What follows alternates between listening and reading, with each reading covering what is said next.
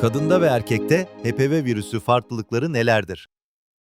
HPV virüsü genital sihirlere yol açan bir virüs. 400'den fazla çeşidi var. Erkeklerde de kadınlarda genellikle cinsel temasla bulaşır.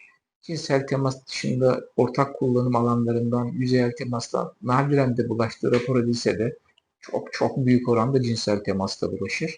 Erkeklerde genellikle penis veya suprapubik bölge dediğimiz kıllı bölgede sihir oluşturur.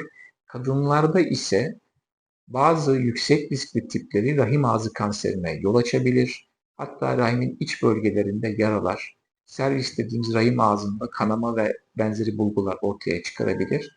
Erkeklerde ise sihir dışında başka bir probleme yol açmaz. Ama her halükarda en ufak bir şüphemiz varsa sihir yapısına benzer bir lezyon gördüysek biyoloji hekiminden destek almakta büyük fayda var.